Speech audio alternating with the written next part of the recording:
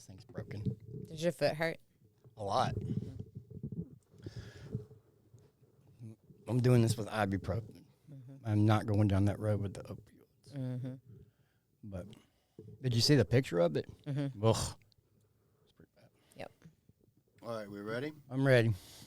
Bam! All right, we're going live on the face web. Okay. All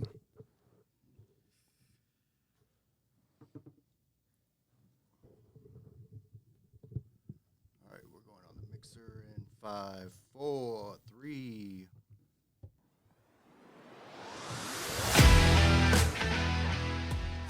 Welcome to the Black Sheep Recovery Warfare Podcast, where it is our mission to debunk the lies of the enemy and announce freedom to those still lost in the darkness and addiction.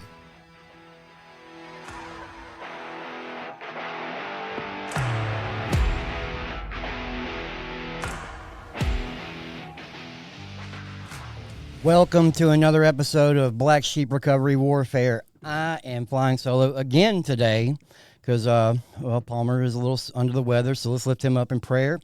I'll be assisted by my producer, Danny Anderson of Audio Alchemy Productions. Hello, welcome, thank you. And today we have a testimony episode from a very good friend of mine, Miss Stacy Leggett.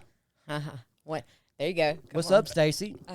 Not much. I'm super grateful to be here. Amen. I'm glad you're here. We've been trying to do this episode for a few weeks, but she's had a lot of adulting going on and a lot of that kind of thing going on. We'll talk about that later. But I've known Stacy for quite some time. I met her many years ago. She used to come over, hang out at the house when she was dating one of my girlfriend at the time. Her daughter's friend, blah, blah, blah. And our house was kind of a gathering spot. We had a lot of extras, but we called extras like, extra kids would come around, hang out, and they would never leave. So, and then, I didn't see her for many years, and a lot happened in those many years. So, Stacy, if you'd like to just introduce yourself. Hello. Yes. So, Stacy, I'm born and raised in Pearl most of my life. I am 35. I know I don't look a day over 25. That's right. Yeah, so I'm in recovery from substance abuse. I got sober in 2015, so I'm working on 9 years. Amen. We are so proud of you. It's weird because, it's like on the one hand it feels like I just got sober, and on the other hand it's like, wait a second, I did drugs? Like I smoked crack? Like, what do you mean? Absolutely not. So, but yeah, it's been hands down, the best 8.5 years of, man, of I my can't life. wait till I get to that point. I'm only at 3 years. I'm coming up on 3 years in March, and I got to tell you, it just seems like yesterday I was on my way to the crack house myself, but first on my way to sell something to go to the crack house. Right. Just a little stop by the pawn shop real quick. Yeah, for sure. Yeah, whatever. Or, maybe even swap it at the crack house. Yeah. But I went through my period with crack. I really only smoked crack one time for 5 years straight. Right. Yeah. I don't know anybody that just smokes like one time, Right. It's funny we can laugh about this now. It's really funny. Yeah. Because you and I both have been through some dark times in our life. And, just through the Holy Spirit and Jesus Christ, 8.5 years for you and almost 3 for me. Yeah. So let's get into it. So let's start with wherever you feel comfortable starting. Yeah, for sure. Okay. I mean, my story is really, I'm sure you've seen the post that's been on Facebook of how trauma is the gateway drug. And so when I think about really what my story is about, it's just kind of one trauma after another that kind of led me to the place where I was with drugs and alcohol. Can you just elaborate on that for just a moment, how trauma is a gateway drug? Like, what does that mean? Yeah, so for me, when 2 + 2 stops equaling 4, life becomes exponentially harder, right? And so when trauma happens, it usually leaves us with a message about who we are, the world we live in, other people, and for most of us, that message is oftentimes very irrational, very, very cruel, and for me was always something to do with my value, right? I'm bad. I'm not enough. This happened because of me. Guilt, shame, like all the things. So I just kind of picked up these messages going, through my life, and eventually it was like, not only am I different, but I'm wrong. I'm bad. I'm inherently evil, even. So I was outrunning a whole lot of things with drugs and alcohol. So in a nutshell, it's like, so trauma is a trigger Mm-hmm. to use. Is that kind of... Yeah, I mean, I think that after you go through something very traumatic, just your baseline levels of emotions are so drastically changed. And so the depression, the anxiety, the just uncertain, not really sure, kind of always like you're always waiting on the next shoe to drop. You ever heard like that expression? Yeah, sure. Yeah, I mean, life goes from, okay, I understand this is life, this is how we roll, to all of a sudden nothing makes sense. I don't know what to expect, just a lot of uncertainty. Got you. So it was... So you want to go to those traumas, the first trauma moment? Yeah. Well, I'll do a little bit of just a background. When I, like, growing up, for me, there was addiction already in my family. So, like, home life was, from those very early years, it was kind of just me doing my own thing, So there wasn't a lot of engagement. There wasn't a whole lot of intimacy, I guess. And so I kind of already had these feelings towards myself of, who am I? What is my value? And I think I really, really, really wanted attention desperately. So, like, I kind of confused that. Like, if I'm getting attention, I must be getting love, and I felt like I needed love, right? And so, bad attention is easier to get than good attention. Like, you have to do stuff for good attention. You have to earn that. And I wasn't really interested in doing that. I just wanted people to like me. Yeah. So, kind of just growing up, going through school, that was really my main concern, was just trying to get a lot of people to love me, approve me, accept me, so that way I thought that I would be able to do those things for myself. Gotcha. So kind of going just at that very first trauma, somehow by the literal grace of God, I was able to graduate high school. I'm not sure, because I was hardly there. When I was there, I was usually under the influence or still kind of trying to recover from. Oh, they were like, just give her a diploma and get her out of here. Yeah, I'm not really sure how that happened. Yeah. Like, it was touch and go for sure. But I started dating this guy in, I guess I was probably my junior year. And so we were gonna be together forever. Forever? Every good drug addict story has a him or her in it. So this was my him, and we were just obsessed and toxic. Yeah. And so I had kind of dabbled here and there with drugs, smoked some weed, drank a little bit, but then that relationship opened up the door to all these other new fun things. So I was like, let's do all the things. Yeah. And so that was really a great cover up to make the relationship seem better than it really was. So there was some emotional abuse there going on, some mental abuse. But I was in that place of like, I finally found somebody to love me. I finally found somebody to help me feel the way I want to feel about myself. So I have to marry him. Absolutely. We will be together till we die. Like, it was, I had made my mind up. And so we dated all throughout my last 2 years of high school. And so we did a lot of back and forth stuff. And I guess it was a few months after I graduated high school, we had broken up, got back together. Long story short, we ended up at a Halloween party in Gluckstadt, so not too far from where we're at right now. There was some drinking going on. Somehow I was sober that night. I don't really understand how I accomplished that, but through a series of events, things got pretty bad, arguing and yelling and screaming and hollering, all the things. And when we got back to the place that we were staying that night, he went upstairs, shut the door, locked the door, and I was able to get in with a butter knife, because that's who I was. And so I walked in, and he was laying on the bed, and so I kind of like looked over and tried to get him to talk to me, and kind of threw me off to the left side of the bed. And when I turned and looked up, he had a .22 pointed at his left temple.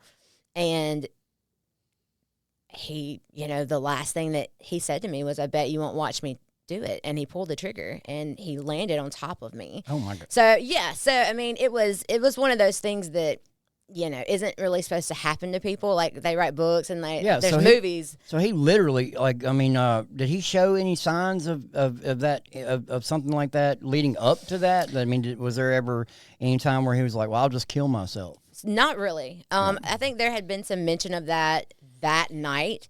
But it was, for me, I think, and the other people that were there, it was, he's just been drinking. Yeah. Because he never spoke like that, like, as a sober person. You know, I think that he would have probably taken the attitude of you're a coward if you choose to do that. So it was the very last thing that I thought. So he was intoxicated. Was it just alcohol? Yeah, it was alcohol.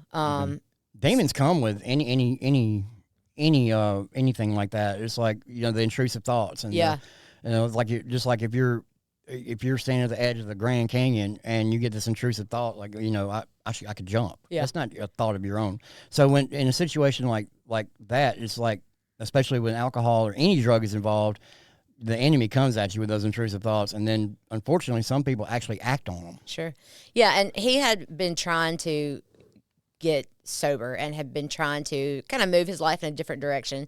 And so he was also taking some antidepressants. And so mixing those two together, I think, right. Because I mean, I don't want to be too graphic, but it was the noise that he made when he pulled the trigger was almost like this surprise. Like, oh no, I didn't really mean to do that. Or, you know, because I guess, and I hate to admit this, but there was a part of me that's like, oh, he's just wanting to get attention. Like, he's just saying these things and acting in this way because we're fighting and he wants to get attention. And so he had a troubled past. I mean, he had the trauma too. I mean, broken home for sure. But he just didn't strike me as somebody that would have been thinking about that, contemplating that, like really would have been in a place where he wanted to end his life. That is crazy. How old were you when that happened? I was 18. 18. How old was he? He was 18. 18. Yeah. And then, so he pulled the trigger and fell on top of you. Yeah.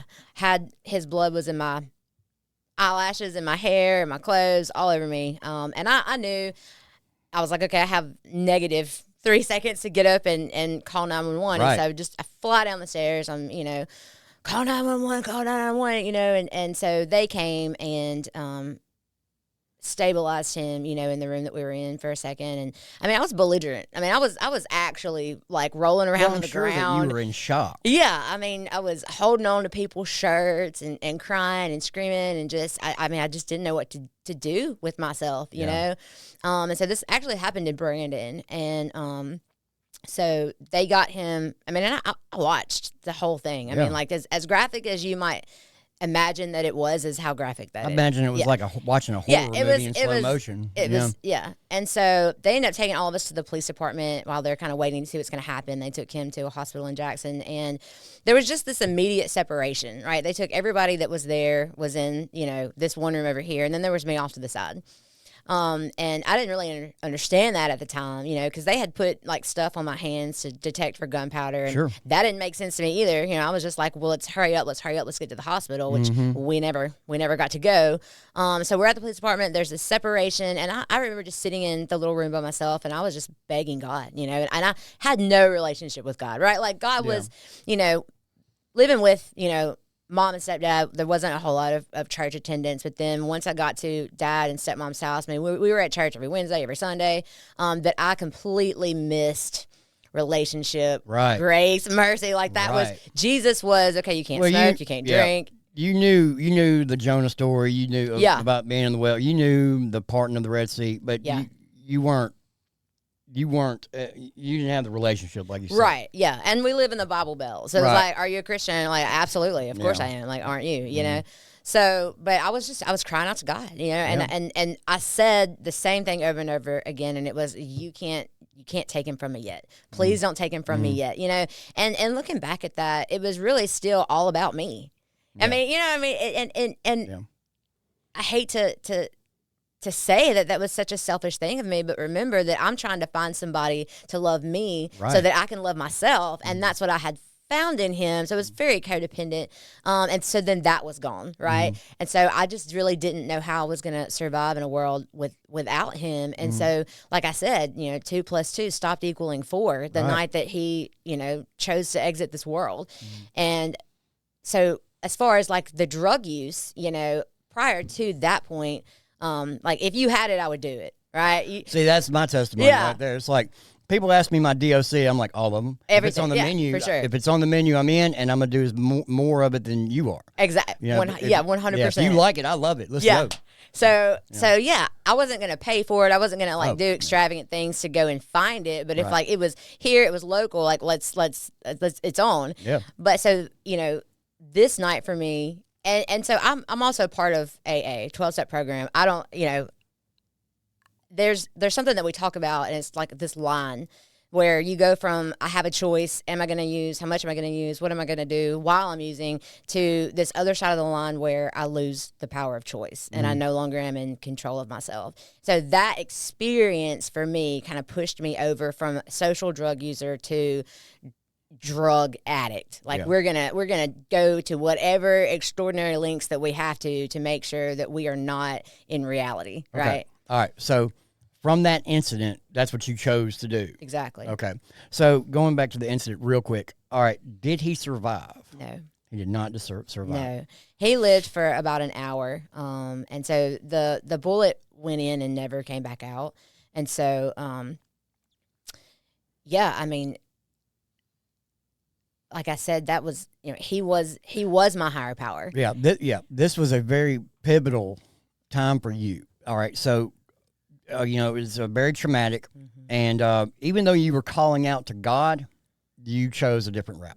Yeah, and when I say calling out to God, I was not calling out to like, oh, you were calling out for selfish reasons. Right. There was no desire whatsoever for like Jesus to be the Lord of my life. Right. Like I didn't want to change. I just didn't want to lose the person that mattered the most to me. Right.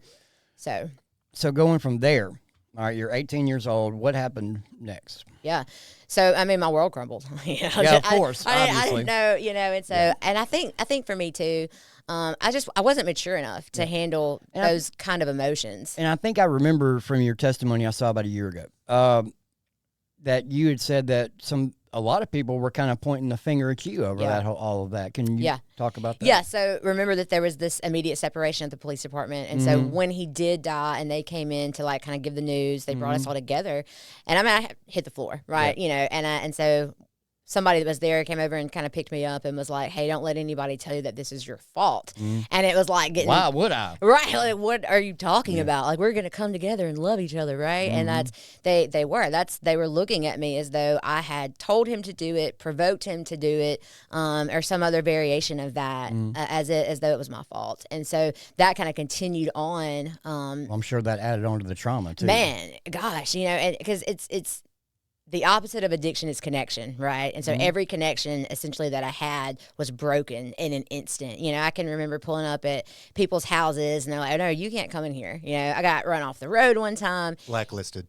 Exactly. Yeah. I mean, there was even, his dad even came to my house like very shortly after that, before the funeral, and had like, I think he had bullets in his hand, or maybe bullets and a gun, and was like, if I'm ever close enough to your daughter, I'll kill her with my bare hands, but I will absolutely shoot her if I see her at the funeral. That is insane. Yeah, and so I'm like 18, I'm like, I just went from like butterflies and rainbows over here, just kind of tracking along, oblivious to some of this stuff, and then all of a sudden, boom, life is in my mind. Here's what I'm looking at.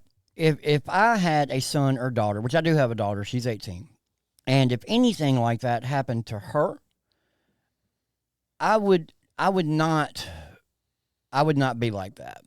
I would totally, be as very supportive as I can to her boyfriend. Yeah. There was no way, and I just can't wrap my mind around that. Yeah. Well, that I could point the finger at, her significant other. And be hateful like that. Yeah. There's no way I could do that. Well, and I'm so sorry that you had to go through that. Thank you. That breaks my heart. Truly does. As an adult now, like looking back at that, there was nobody that was super healthy in like any of this sphere of people that we're talking about. But I can imagine for a second what it might be like to lose my kid and want desperately to blame somebody for that. Like, at the same time, all of those people, no matter what, they should have been pouring love into you. Yeah. Instead of adding to the trauma. Yeah. And that's my point. That did not happen. That's what we're called to do. Yeah. I mean, but anyway. That's what those who love Jesus are called to do. Exactly. Yeah. So one cool thing about that I would like to say, though, is, out of all the persecution that I got after that, from the point of me getting sober in 2015, kind of moving forward, one by one, people have like shot me messages on Facebook. I kind of had a face-to-face encounter with somebody that was involved in all of that, and they've apologized to me. Amen. So that's restoration and all that. Yeah, and I think I had to get to a place with God where I didn't need it anymore before He allowed it to happen. Right. You know? So, but I have forgiveness for everybody that was involved in that. Like I said, not that it was okay, but I get it. Yeah. I understand, man. I've made some pretty treacherous choices out there myself, so I can understand what it's like to just kind of be led by impulse, and that impulse was pain, right? It's extreme emotional distress, and so you don't really respond, you just react. Like, And I'm sure they were going through some trauma themselves. for sure, yeah. Moving on. Yeah. Let's talk about some of those awesome decisions that you made Yeah, after man. the fact. Let's go. Yeah. So my whole entire MO from that point forward was, well, let's do all the drugs. And so I kind of just became like, I love it. I became just, I guess, like nomadic, you know. I was me and my laundry basket and my favorite pair of jeans, my makeup, and my hair straightener, and I just kind of went all over the state of Mississippi, you know. I mean, like, hi, what's your name, John? Let's go. I mean, that was as much information as I needed to know about you. The Stacy Leggett World Drug Tour. Yeah. You say Leggett one more time. We're gonna get it right. All right, let's So, practice. What is it? Is it Leggett? Leggett. Okay. Here we go. All right. Let's see if you Sorry. can. Okay. All right. One more chance. Leggett. So yeah, I mean, I was just traveling all over the state, hit Alabama, you know, all of the places that you might think, oh goodness, that looks like it is a bad idea, seemed perfectly logical to me, and At so the time. I ended up becoming an IV meth user too. So that kind of completely changed the game for me also. How old were you at that point when you started using the needle? I think I was 19. 19. So we're about, just a year. Yeah. Oh, yeah. So in that 1 year mark, at this point, you'd only really used marijuana and alcohol, and maybe just experimented a little bit with some other things. Some pain pills. Some pain pills. Dropped ecstasy a few times. Some cocaine. So Yeah, but okay. everything. But in 1 full year, you're full blown Yeah. addict. I think for me, there had been a lot of experimentation, but it was just kind of, like I said, random.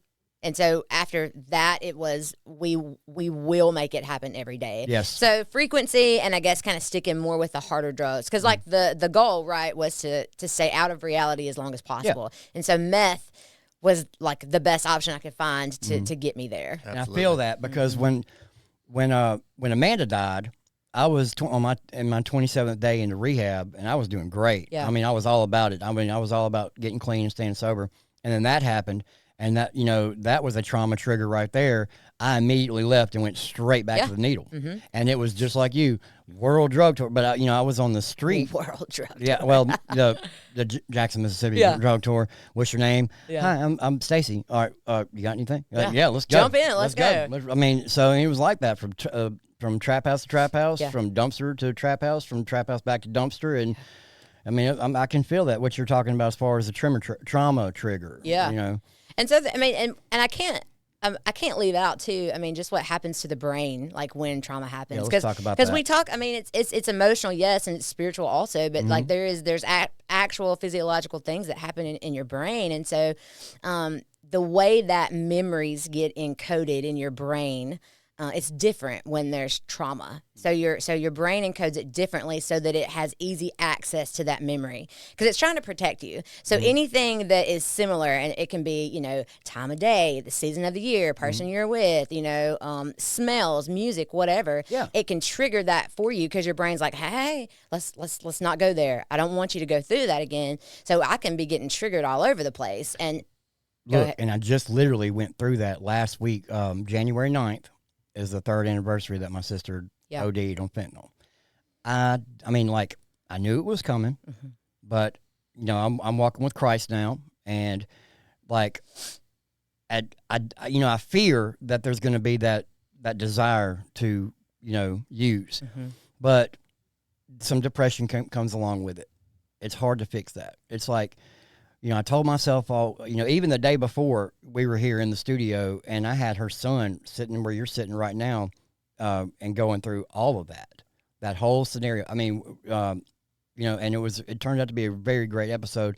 But leaving out of here after the episode was done, on the way home, I got really upset and I'm depressed. And the next day, I had to take a mental health day. I didn't go to work. I wanted to be alone. I want with God. I just wanted to be alone with God, and that's exactly what I did, and that's how I turned to it this time instead of turning to the needle. Yes, I was upset, Yes, I was depressed, but that's always, like you said, those memories are encoded a different way, and I can see that now the way you explain it. I mean, I totally get that. Yeah, and I'm really grateful that this has come up in conversation too, because I'm a therapist, so we'll get to What? Yeah, I know it is the truth, and that's there 100%. is no way this crackhead sitting across from me right now is a certified therapist. Yeah, but what I'm just kidding. and I also love Jesus, right? And so many times I see people that are like, oh, well, just give it to God, and it's like. Yeah, we aren't going to give it to God, but at the same time, like, there is still work that has to be done. Like, we can't just negate the physical bodies that God He's given us, and like our brains and all of these things. And so it's like I'm just gonna keep going, and time is gonna make that go away, or it's just eventually gonna not be there anymore. And in my experience and with the clients that I help, that is not the case. And I think of, as far as trauma, like if I, ironically. Right, I'm going to use your foot as an example. Like, I'm sorry about your foot being hurt, but if I shoot you in the foot, right, and you do nothing about it, that wound is going to fester. It's going to become infected, and you'll eventually lose the loss of mobility in your foot. Sure. And so for the work that has to be done with trauma, we have to go back in, get the bullet, and pull it back out, right? And so a lot of times I see people that 100% love Jesus, but it's just like we're not going to do the emotional, the mental work to overcome some of these things. I mean, I think it's a God-given gift to have counselors and people that can lead you through these things.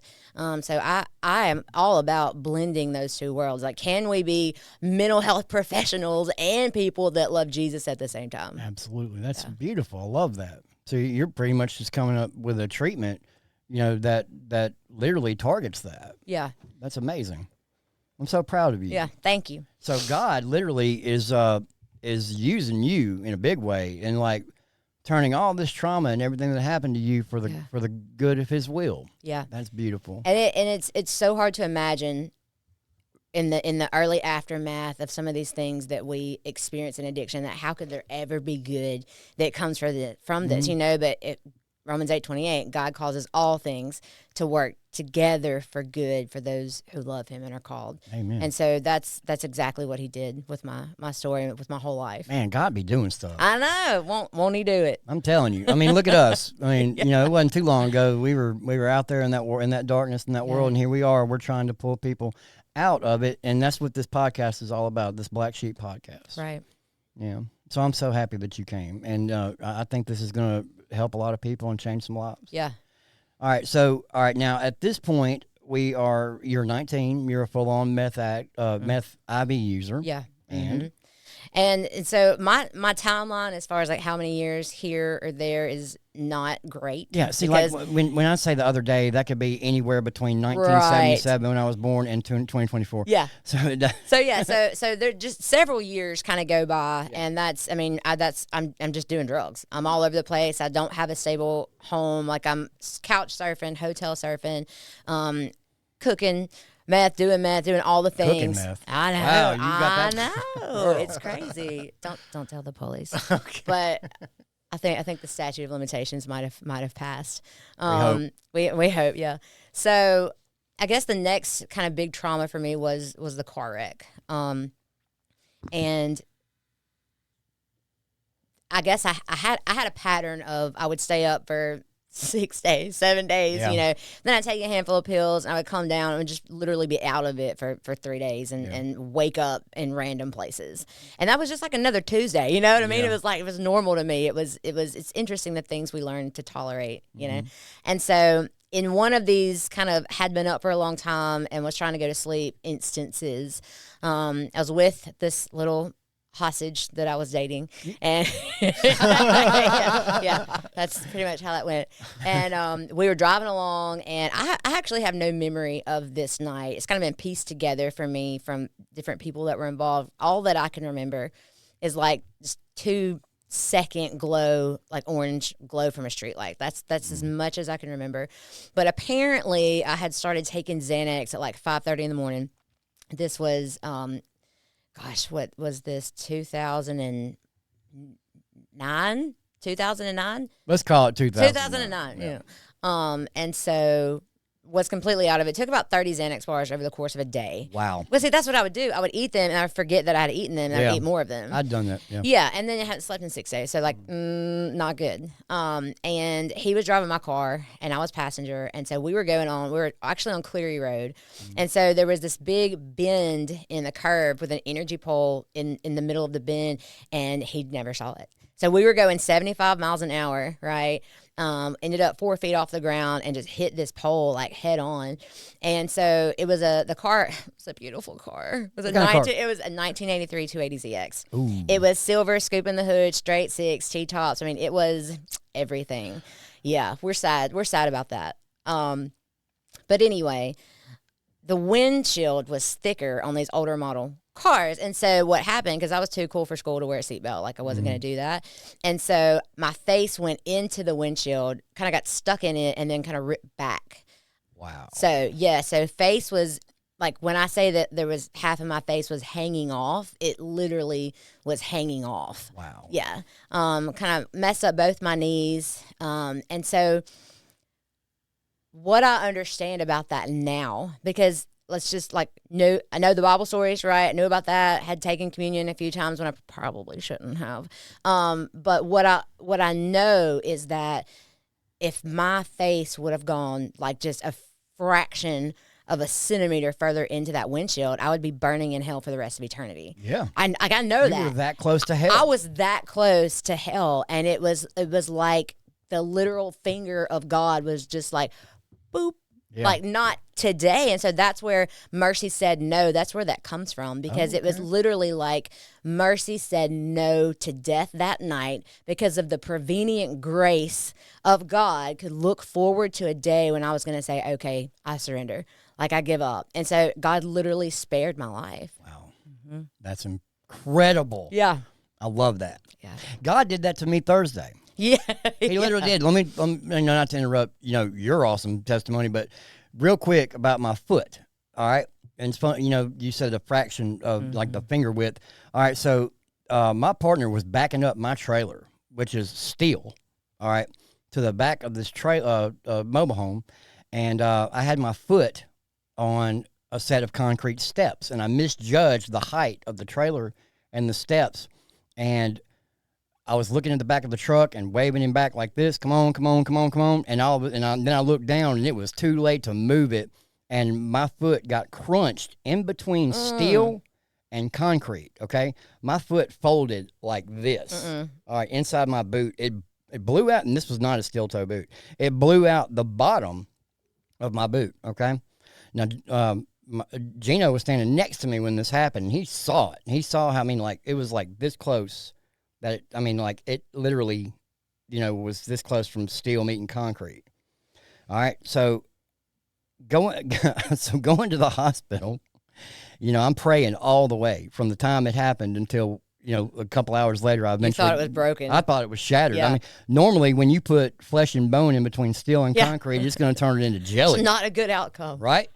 So there's not one fracture, not one break in my foot, not one. And then, it's just like you said. It's just like if he hadn't stopped, and when he did stop, he didn't know what was going on. It was like another 5 to 7 seconds before he realized what was going on and backed off of it, so I could get my foot out. Not one break, not one fracture. Anyway, you got work to do.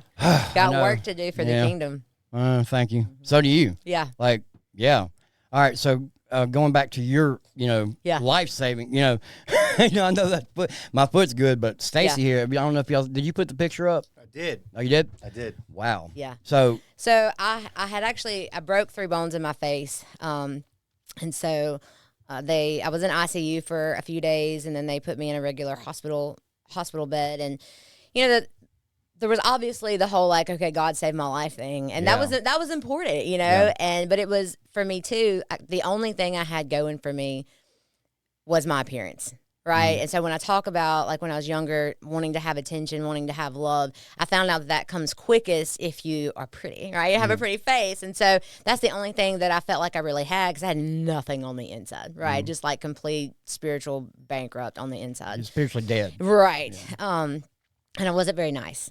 I was not a very nice person. So you were pretty on the outside, but you were ugly on the inside. Very ugly, yeah. Okay. And so my face got ripped in half. Mm-hmm. You know, and so Oh my God, what do I do now? Right, and so I remember like the very first time I saw, because I knew something was going on, but I hadn't seen like a mirror, anything that, I didn't understand the gravity of what had really happened. And so I was kind of going from the little hospital bed to the bathroom, and there was that little mirror in between. And when I saw my face for the first time, I mean, it was like just somebody punched me in the gut, like told me that my best friend just died, or, something like that. So this is another trauma point. This is another trauma, right? So we're just stacking them up, and not dealing with any of them. And so that was huge for me, because I was like, well, who's going to love me now? Yeah, who's gonna want me now? Jesus. Yeah, but I didn't know that. You so, didn't know that yet. But I did have a moment with God through all of this. Like, get home, parents are working with me, rehabilitating me, and passing my painkillers out to me every 4 to 6 hours. So, but I understood enough to know that God had spared my life, and so I started to have those questions of, okay, what do I want? Like, what kind of person do I want to be? What do I want to get out of life? Like, what are we really doing here? And so I wanted to make better choices. I just didn't want those choices to be void of drugs and alcohol. Like, I just wanted to, drink and smoke weed on, the weekdays and do crack on the weekends. Right. I just wanted to, use smarter. And that seemed completely logical for me, 100% doable. And that it doesn't work. That did not happen. How old were you at the time of the accident? I was 21. 21. Right. And so, I ended up, I guess I had this moment where maybe a month or two had passed from the accident, and I was feeling pretty good that day. And I was like, you know what? I need to go show all my drug dealers that I'm still alive. It seemed like a great idea. It's logic. Yeah. And so I show up, and they're doing the drugs, and so I'm doing the drugs. But then I was like, well, I'm just going to smoke meth. Do you think they might have missed you a little bit? Like, they've got to be missing you. I think they missed the money. Yeah. I think that they missed the money. So you just needed to make an appearance. Yeah. And because, see, for me, it was more than that, right? It was the acceptance. It was the love. It was the I matter to you. And so, long story short, I ended up right back where I came from, was doing all the drugs. But I will say that there was something different, right? So it's almost like God was inching me to that jumping off point. It just took a whole, my rock bottom. It takes a lot to get me there, right? I'm hard-headed too. It took a lot. I was desperate, And so I'm back out there. I'm doing the thing with open wounds on my face. I still had scar. I mean, it was atrocious. So I guess, I just kind of rocked on like that. And my dad, at some point in time, told me about a place called Teen Challenge. Uh-oh. Yeah. But then he said it was a year-long program, and I was like, nope. I was a year? Yeah. You want me to give up a year of my life to, whatever? I was sure I was going to be 60 by the time I got out. And so I kind of went back out for a second, and then I got to that. My rock bottoms have always been spiritual, mental, emotional. And I go and I go and I go until I want to die. I didn't have the courage to kill myself, but I didn't want to be alive anymore. Yeah. And so I just had this moment where my dad finally let me come back in the house, because we went through a period where, you're not coming here, you can't eat here, you can't sleep here, because he realized at some point that I'm just kind of nursing you back to a place where you can go back out and, do all the drugs again. So the enabling, my dad had to work really hard on the enabling. So I had that moment of surrender where I kind of went back to the little bedroom that had been mine in high school at my dad's house, and I just hit the carpet so hard that I had carpet between my front two teeth, and I just told God, I was like, all right, I'm done, and I was pretty arrogant with my prayers, and I basically told God that he was going to come down here right now and he was going to fix this, or I was going to lay in the bed till I rotted. Yeah. And I woke up the next morning, and for the first time in my entire life, I had, I think, hope. That life could be different, not like being restored back to something, but the hope of being someone that I had never been before. Amen. Yeah. Well, that's beautiful. So then I went to Teen Challenge. So then you went to Teen Challenge. I went to Teen Challenge. Which one did you go to? It was in Pascagoula at that time, so down on the coast. after a year or so after I graduated, they moved to Picayune, I think. And so bigger building could take in more girls. But I was in Pascagoula, and it was, I hear a lot of stories, but for me, it was every single thing I needed. It was like a year vacation with Jesus. Yeah. Whoa. Yeah. You went on vacation with Jesus? I did. I did. I know that guy. Yeah. Yeah. So, but it was amazing, I mean, and it was difficult, but it was the first time in my life that I felt like I was where I was supposed to be, doing what I was supposed to be doing. It felt good to be obedient. Like, I don't even I hate that word, right? Obedient is just like instant shame. Yeah. When I'm talking about mine, it's like, I mean, when I'm doing my testimony at a church or at a CR or something, it's like I was in rebellion for 30 years. Yeah. And now I'm obedient. Right. I hated that word obedience. Yeah. Like, my dad was kind of strict, and I was like, I did not want to be obedient to him.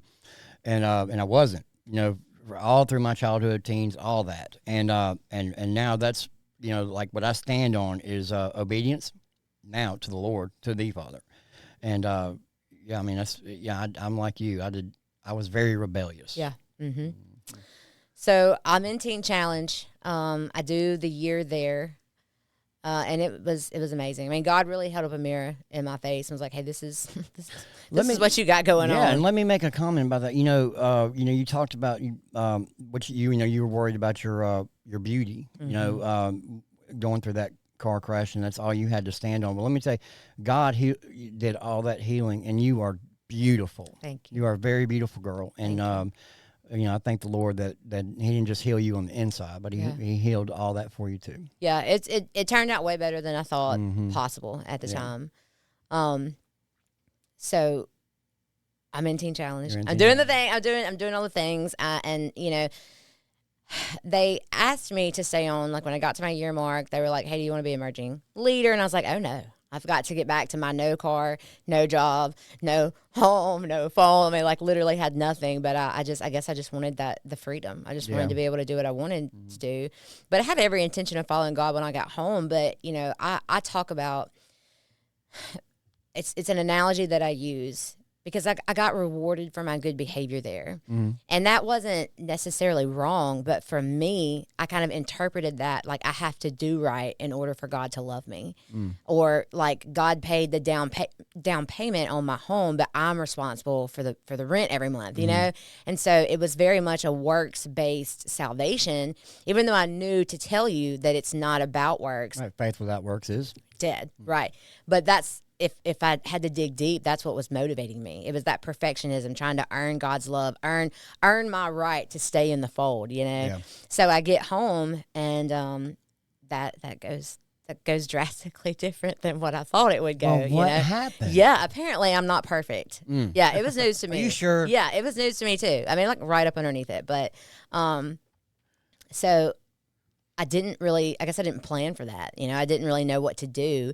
And since I'm messing up now, then God's not loving me now, right? So then I'm really in a funk, and my spirituality, just immediately started to suffer. And so I guess there was shame and there was guilt, and I was terrified for people to know that I really wasn't the super meth girl in a cape now, because I had that reputation coming home, right? Because I did all my dirt in the super greater dope girl, right, in the greater Jackson area, and so now I'm at this church, and I'm in this little house manager for this little people get out of prison, and so I'm doing all these things, and then on the inside, like, I'm going down fast, and I don't really know how to handle it. Well, I guess you're trying to learn who you were, because you'd been somebody else for so long. Yeah. It was like you had this whole new persona you had to live up to and learn how to be like a different kind of person altogether. Yeah. And it was real, but I still don't think I understood what grace really is. Can you explain that? Yeah. So for me, I had to do right for God to love me, right? So grace is like, I'm not going to give you all of the horrible things that you rightly deserve because of the righteousness of Christ, right? It's not your righteousness. Like, our righteousness is filthy rags, right? So I could do everything perfect my whole entire life, and it's filthy rags before the feet of the cross. That's right. Yeah. And again, I knew that logically. I knew that in my head, but I didn't know that in my heart. And so instead of turning to people in the church and turning to people that had a great relationship with Jesus and kind of walked me through that, I turned to people that were going to co-sign the direction that I was going in, and they weren't going to challenge me. Wonderful way to put it. Mm-hmm. And then what? And so, well, let me back up. Okay. I had, in this time of, I guess it was about 3 years that I had been home, in Teen Challenge a year, and then 2 additional years of sobriety, like after being in Teen Challenge. And I was doing well for all intensive purposes. Like I had gotten my own little place to live, and I had a car, and I had a job, and I was actually working at a police department. And this guy came in one day to pay on his drug fines. I love this part. And I was like, you know what? We should love each other. You know? We should clearly get in a relationship. Like, look at God. You know, won't he do it? And so now I'm in this relationship with someone who was not it. He was not it. So he came in to pay his drug fines. Yeah. Mm-hmm. And you are in your sobriety about 2 years. Yeah. And love at first sight. Absolutely. Yeah. Okay. Yeah. And so that happened. So was he still using, like? There was a lot that was going on that I didn't know about. Mm-hmm. And I will say I was so removed from the world of addiction that I really was kind of blind to some things. Mm-hmm. I don't know for a fact if he was, or if we kind of ventured down that together. I mean, there was some stuff going on, but I don't know exactly what that looked like. I kind of decided that, hey, maybe we should drink a little, you know?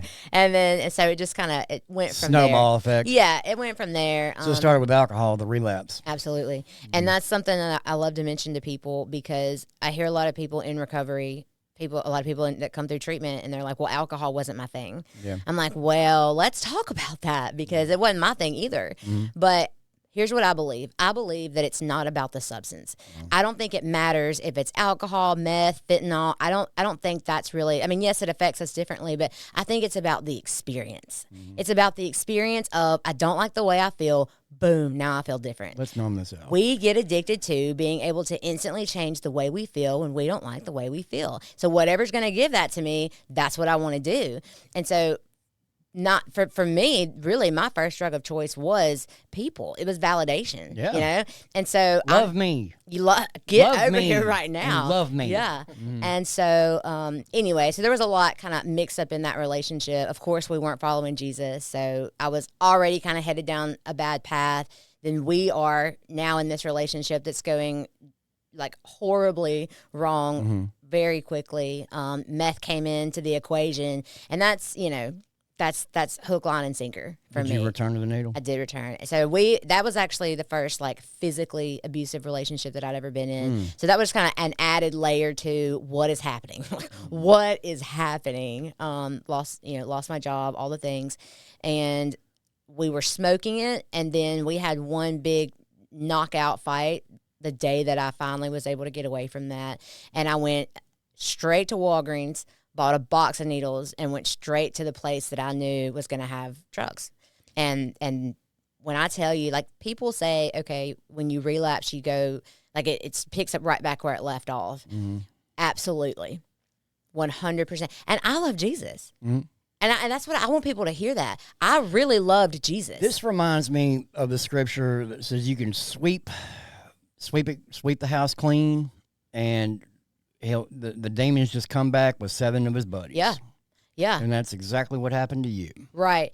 And I hate to be a little controversial, but it's kind of, I'm going to be a little bit, you know, and there's this debate that I hear about is addiction a disease? Right. And calling myself an addict. And I'm just going to be honest, like, I've never felt any negative emotions associating with calling myself an addict. I get it. I understand the perspective 100%. Like, I from both sides of, I don't want to put that label on myself, to I want to remember who I am and where I come from. Like, I completely understand both perspectives. But I think too that sometimes we're saying the same thing, but we're using different language. Yeah. For me, it's I won't stand in front of a room full of people and say, "Hi, my name is John Gallagher, and I'm an addict." What I say, Now, I know my personality. I know my addictive personality. I know that if I put a needle in my arm, then I'm going full blast. Sure. Let's do this. I mean, all in, relapse. Okay. Yeah. I know that. But at the same time, I'm not going to stand in front of a room and say that I'm an addict, because God says that I'm redeemed. I'm a child of God. I'm the apple of his eyes. Yeah. I'm his masterpiece. So I won't say that out loud and give it life. That's for me. Yeah. For you? Yeah, no, and I see, I do introduce myself that way. And for me, Ditto. I think about the sin that so easily entangles. And I think addiction for me too was the thorn in Paul, my it was Paul's the thorn, and God's like, hey, I'm actually not going to take this away from you, because it keeps you dependent on me. And so that's to me, over my lifespan, that has been addiction. My whole entire life has been devoted to addiction, either pursuing the drugs or actively fighting against the drugs. And so for me, it is a part of my identity, but I don't see it as a negative thing. Right. Like there's a part of me that's proud to be a person in recovery, even though I did some really terrible things. So it doesn't bother me to introduce myself that way, because I do believe that I am new. I believe all the things that you just mentioned, but I also believe that if I do mind-altering substances, I'm going to set off an allergy, right? The obsession's going to return, and I'll end up back where I came from. So, like I said, I think that we all the time, like we mean the same things, but we use different language. We're in full agreement. Yeah, and we are, but in the church, I see this divide, right? Like it's like, oh, you can't do AA, or the AA people won't take people from the church. So it's just it turns into this thing that just sows discord when I think we're all trying to promote the same message. And Danny said something the other day that really resonated with me. He's like, he said, I am an addict. And he said, I feel like that my addiction is inside of me doing push-ups, just waiting. Yeah. Isn't that about how you Yeah, feel? no, absolutely. I mean, and I think that, I get the whole language that, I'm a new person, I'm a new, in Christ, I'm a new creation, as Klasma says. But also for me, and this is just me personally, when I think that I have beat it and that I've been completely restored, there's a part of me that says, okay, I can let up on what I'm doing. I can let up on my spiritual plan of action because I'm done. I'm healed. I never have to be another addict. I'm not an addict. I'm healed. God has removed it. And to me, there's a part inside of me, this is just for me, that says, okay, you're healed. You don't have to do any work anymore. You can stop working on yourself, and you don't have to do anything to ensure that you don't relapse today. And for me, that's a dangerous place to be. So I am an addict. I am an alcoholic. I will be till the day I die, and doggone it, I'm proud of it because I can use that to help other people. Amen. And look, true facts. And like, since you said that, it's really put me in perspective with some things. It's like the sleeping bear. Don't poke the sleeping bear, because I know I'm literally one bad decision away from full relapse. Yeah. Yeah. And I'll tell you one thing that God told me one time. He said that your addiction is the most patient thing in your life aside from my grace. Can you say that one more time? That your addiction is the most patient thing in your life aside from my grace. And I'm going to steal a line from Palmer and say, put that on a T-shirt. Yeah. That's a good one. Yeah. I mean, I have to remember that, because I have the same, like I said, it's been 8.5 years now, and I still, went on vacation to Florida a couple of years ago, and I was like, how do you go to the beach and not drink? Right. And I'm very well aware of my history, right? And so I had these thoughts, and I literally had to talk myself down from that place. And it's wild to me that I could go through everything I went through and still have those thoughts of, you know what? You graduated from college, and like you're doing all these things, you're all these years sober, like you should be good to go now. But that to me, that's my addict mind, right? That is still in there. It's that enemy whispering in your ear. Yeah. And if I let it take front and center, it will, right? And so for me, it's a way to remind myself that I can't rest on yesterday's spiritual accomplishments. I have to continue doing those things every single day. Amen. Wow. This is awesome. Yeah. I'm talking about this episode's going good. Yeah. All right. Now we're in full relapse, right? Yes. With your soulmate. Right, absolutely. My second soulmate. Your second soulmate. For sure. Okay. All Yeah. right. So, it is everything. It was basically the first chunk of, I don't know, what was it 6, 7, 8 years, slammed into about 18 months. Lost the job, lost the little house that I had, my car. You know, a meth car. You know what I'm saying? Like they identify themselves. Like stuff just randomly starts falling off the minute that you start using meth. So I'm just kind of, I went right back to the same pattern. I mean, I'm just going. I kind of stayed in the Jackson area, but it was every hotel on Highway 80. You know, like random people's couch. I mean, I went right back. But I'll tell you the truth.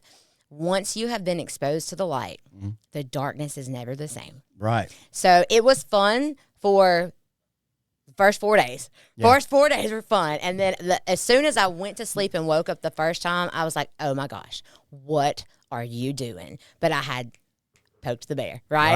I was the obsession was on me. I was all I could think about was the very next moment in front of me. And all I knew is, okay, just go get high and we'll figure it out. But then just go get high and figure it out turned into 18 months, you know? Yeah. So, and then the shadow people came. That darkness does look a lot different. It does. It does. It does not satisfy, and you have to do There's no fulfillment in it at all. Yeah. You know, there's no amount of drug, alcohol, sex, any of that that can give you the fulfillment that Jesus had already given you. Absolutely. And even though that we turn our back like that on him and run away from, like you were looking for, you know, throughout your life, you were looking for validation and love, and you had already received that from Jesus and knew this through adult and teen challenge, and it's like, even though in those 18 months, you knew the minute you could turn around and he'd be right there waiting on you, right? And so and it reminds me of a quote that I heard one time, and it said that all people are really looking for is permission to love themselves.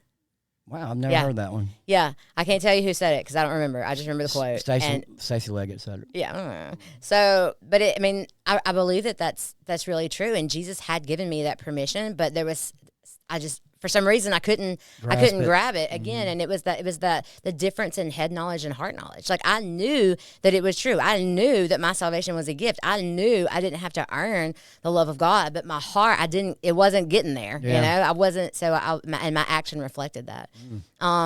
So yeah, I mean, and this is like, there were trap houses before, but in the relapse, like, there were trap houses, and I do mean no running water, no electricity, like, I've been there. Yeah, and it's insane that I went from madly in love with Jesus to like I could literally convince myself that this was okay.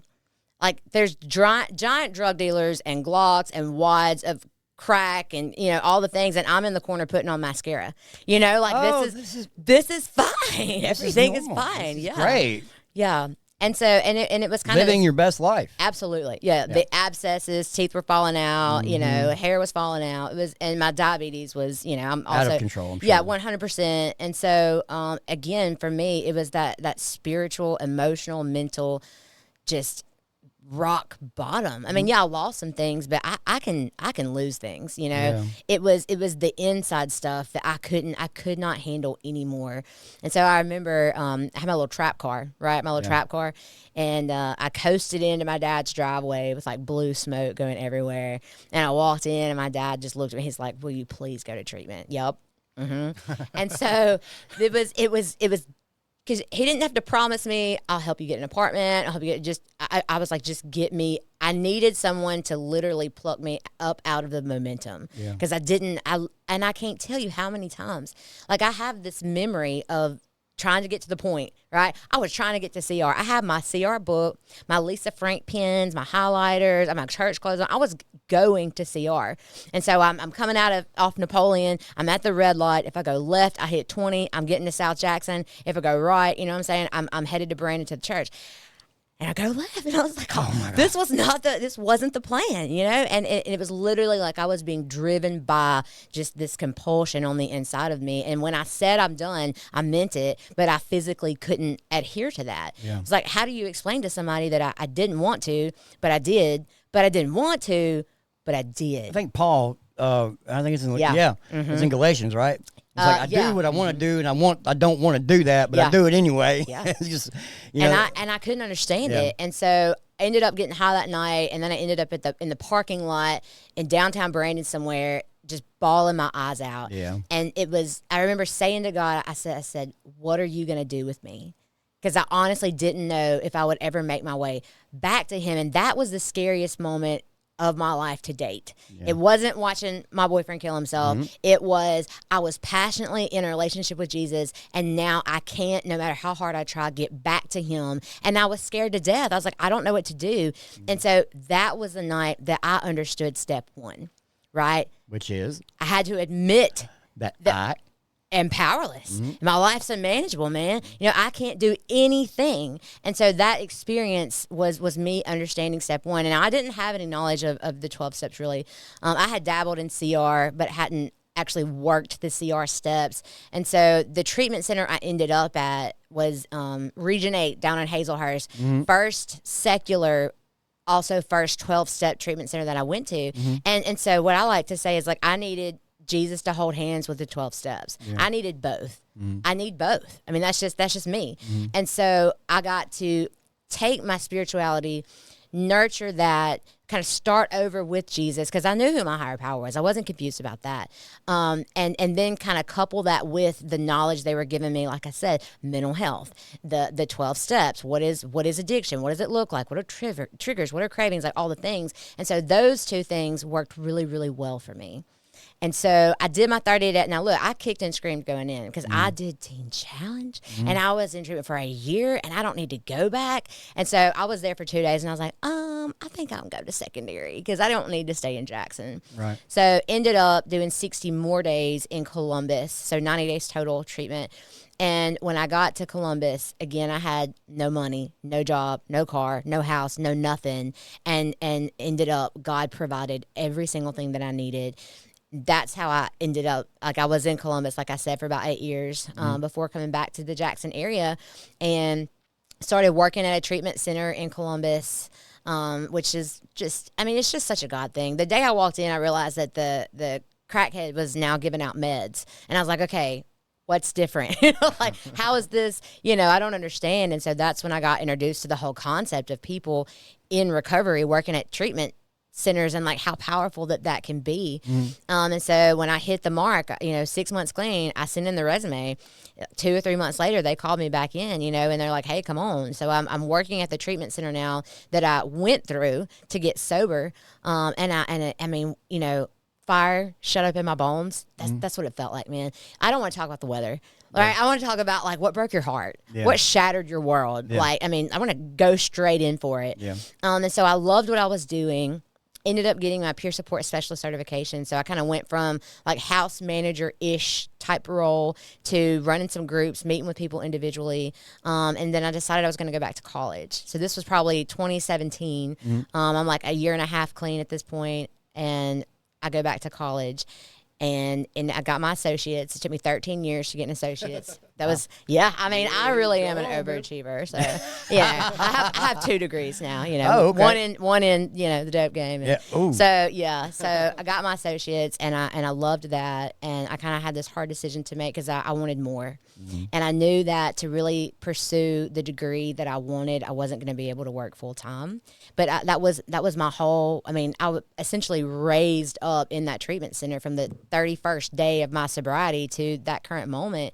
And I really didn't want to say goodbye to that, but I took a step of faith, and I did. So then I'm going to state.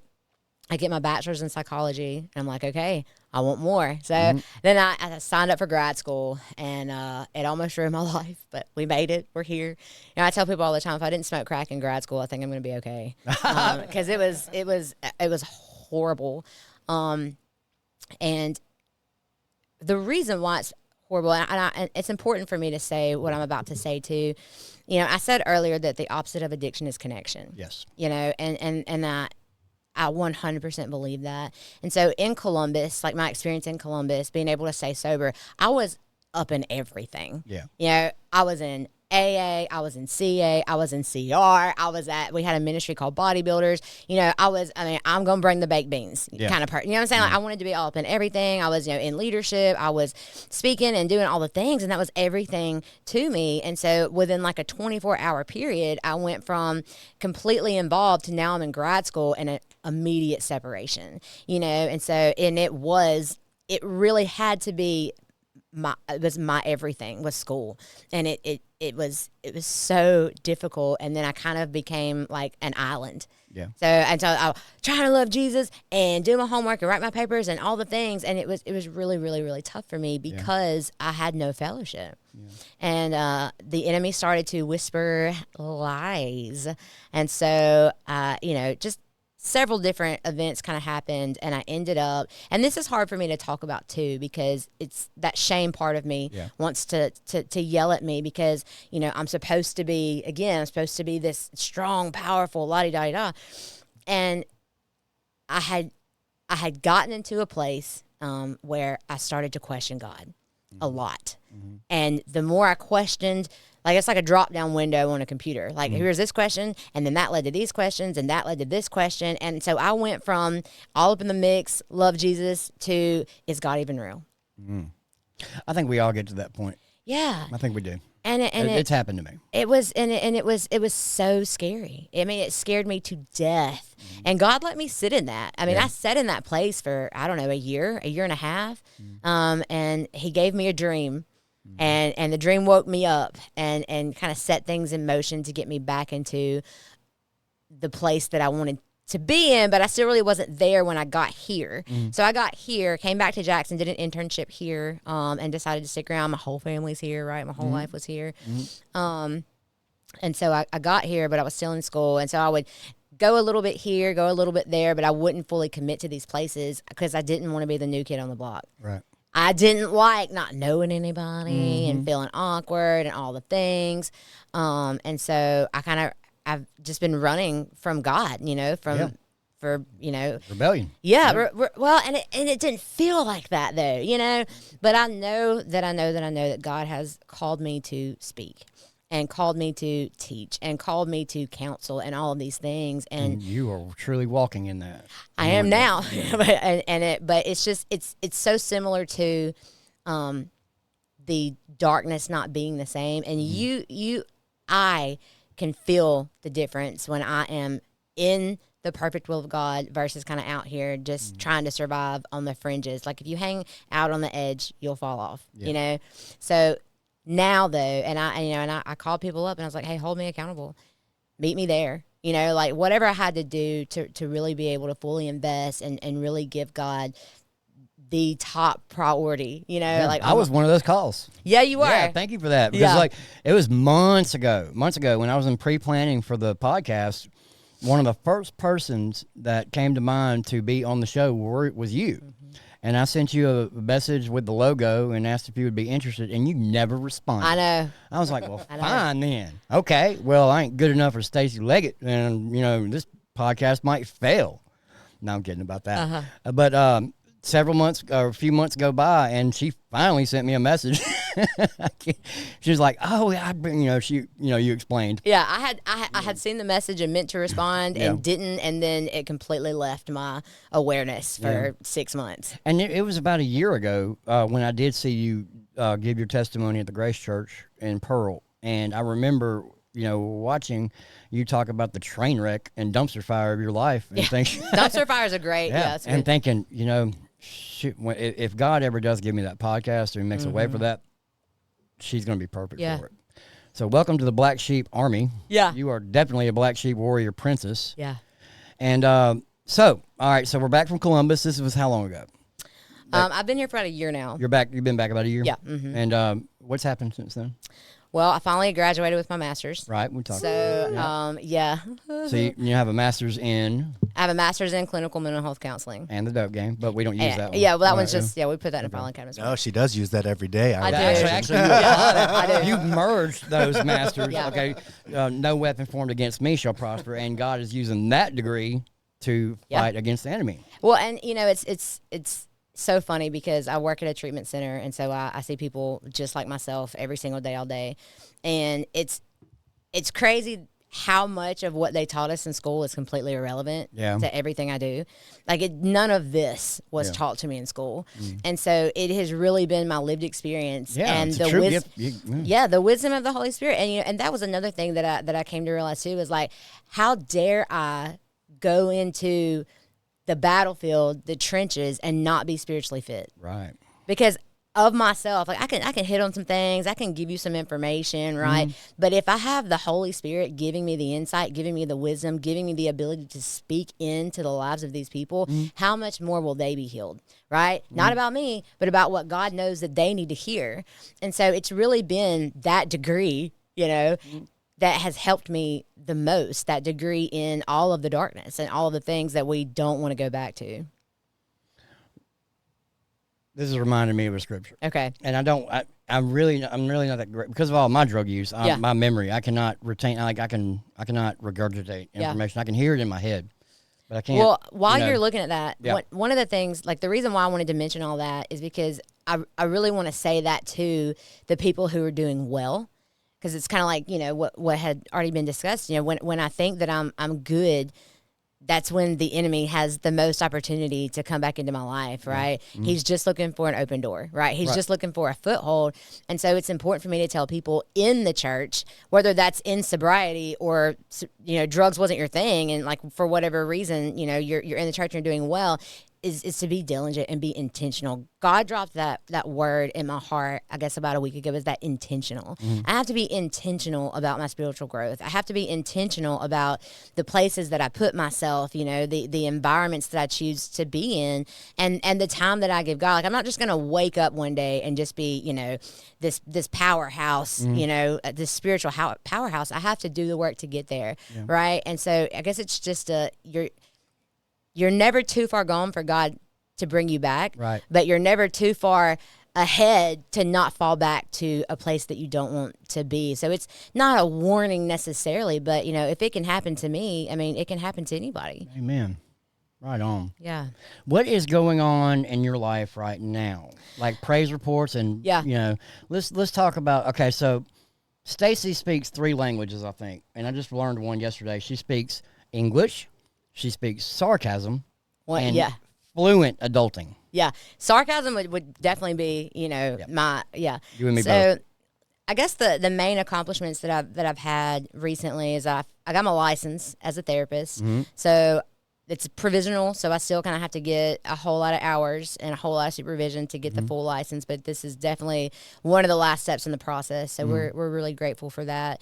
And working at a treatment center, I absolutely love my job. And I bought a house. You did what? I bought a house. Is it a trap house? A crack house? It's not. There's running water there. What? Yeah. No way. Yeah, there's running water there. But so and we still have to get the inspection done. So still kind of seeing, the final pieces of putting that into place. But I think it's going to be good, and it has been an absolute step of faith. Are there a couple of little things about the house? There is, and I also decided to come up with my own down payment. Yeah. Just because I didn't want to get locked into interest rates and loans and all the things, and so that's a lot of money, right? And I'm not just like rolling in it, you know. You and me both. Yeah. So I had this moment. I'll tell you this. It was yesterday, and I got paid, and so essentially, you have to show that you have X amount of dollars in your bank account for the lending company to agree to give you the loan, right? So here she goes speaking that adult language. Yeah. I just learned this, right? I just learned all this, and my head spun around 3 times before it finally made sense. Right. But so we're trying to keep as much money in the bank account as possible, right? Yeah. So then I get paid, and I'm like, "Are you going to pay your tithes?" And I was like, "Oh Lord." I mean, come on. I was like, can I just do an IOU? Can we just kind of retroactively pay that? And so it took me from about 7 o'clock that morning till about 1 o'clock yesterday afternoon to finally get up the courage to hit the give button. But I did it. There's step out of faith. Yeah. And so in just the, a little over 24 hours, there's been I now have a refrigerator, because I now have a refrigerator. Yeah. I now have a refrigerator, and so I didn't want to do it just because I want to see what God's going to give me. Right. I wanted to do it because how can I pray for all these things and then not tangibly show God that I trust him to provide the things that I need for me. That's so important. But I do believe that he's going to honor that. And so I'm anxious to see what the future's going to look like. Me too. Yeah. I mean, I am too. And look, definitely pray for Stacy's dirt and her foundation under this house. That's one of the things. The main things was that there had been some foundation issues in the past, and they had just recently came in and fixed it all. And I was like, you know what? if God can lay the foundations of the earth, He can surely hold my dirt up. So my whole small group right now is praying for my dirt. I'm like, and I am too. Yeah, and the Black Sheep yeah. listeners, So, I'm sure. yeah, if you're listening out there, pray for my dirt. Amen. Yeah. So to wrap this up, Yeah. any last thoughts or advice, or you're there? I mean, anything on your heart you want to? I guess leave us with? Just speaking to people who are trying to stay sober, whether that's 9 years, 9 days, whatever, is A, the connection. B, you have to face your trauma. You have to face your trauma, and then C, again, it's all about that pride and that shame that says you can't admit when you're struggling, but when I admit that I'm weak, then I'm strong in Christ, right? And so it's just a call to be authentic. I watched this TED Talk, and it said there's 3 principles to any and every situation. 1 is be rigorously authentic. 2 is surrender the outcome, and 3 is do the uncomfortable work. And so I think that you can apply those 3 principles to any situation in life. But it's just a call to be honest. Yeah. It's just a call to be real about what you're feeling, what you're thinking, what's going on in your life. Because if we do it in the darkness, what do they say? We're only as sick as our secrets. That's right. Can't heal a wound by saying that it's not there. The longer that I keep something, shame grows in the darkness, right? So it's just a call to be real about what's going on in your life and in your look heart. at what God can do. Yeah. It's amazing. You have been a treat, and we want to thank you so much for being here. So you're going to be the first guest to get one of these. So any other guests, I'm sorry, I apologize, but you weren't as important. Y'all are just as important. Yeah. But I got Stacy a little swag bag. Swag bag. If you want to just take a look in there. It's funny that you think I need more swag. Yeah, well, So I was at Cups today, and there's a couple things in there, but got you a coffee cup. Let's see what it says. Okay. I feel like it's going to talk about violence. It probably will. Okay, listen. She is beauty. She is grace. She will punch you in the face. Amen. How about that? That is absolutely So perfect. I was coming through the Cups drive-through, and this was literally right there staring at me. I was like, yeah, I'm going to get that for her. That's her. I did actually. Never mind. We won't go there. Okay. We're going to stay in the light. Also, there's a couple other little things in there. Is there? Yeah. Okay. There's Kelly K's book. He was a guest a couple episodes ago. About that for a minute. Yep. Volume 1. Think about that for a minute. Okay, yeah, I see it. 40, I see it. Yeah. 40-day devotion. Wonderful. And he signed it. Hey. And also there is... Boop, boop. That is a Black Sheep Recovery Warfare podcast to go on your little trap car you got out there. Hey, we've graduated. I'm joking. Yeah. I'm joking about that. Just put it on your car out there. Whatever. I will. Thank you so much. You're welcome. And as mentioned before, earlier in this episode, and I have injured my foot. Yeah. So I am out of commission work-wise, so I think God but he did save it from getting turned into jelly. So I think I'm going to have a lot of time to work on this podcast, but if you feel moved to sow into the Black Sheep Recovery, I put 2 links in the description for Venmo and Cash App, because I'm obviously not going to be able to work for a hot minute, and I'm going to be putting a lot of time into the podcast and future episodes. So if you feel moved, any donation would be appreciated. I can't stand doing that, but I mean, God will make a way no matter what. So I thought about doing a GoFundMe page, but then I told myself that we don't have to live like that anymore. No, we don't. So but, I didn't do it. God's going to provide a way if he wants me. I'm doing God's work. Hands and feet, you and me both. Yeah. I mean, just whatever anybody can do would be awesome. I really would appreciate it. Danny, any final thoughts? No, this has been absolutely incredible. Like you're a boss, and it's awesome to have. I just love what I do, and I get to see awesome people come in here. I'm super blessed. So thanks for coming. And she is truly a Black Sheep warrior princess. Yeah, and absolutely. God, and looking at the picture from her accident and looking at her now, God just turned that into a complete masterpiece. She was so beautiful. Thank you so much. Amen. Thank you both. You're welcome.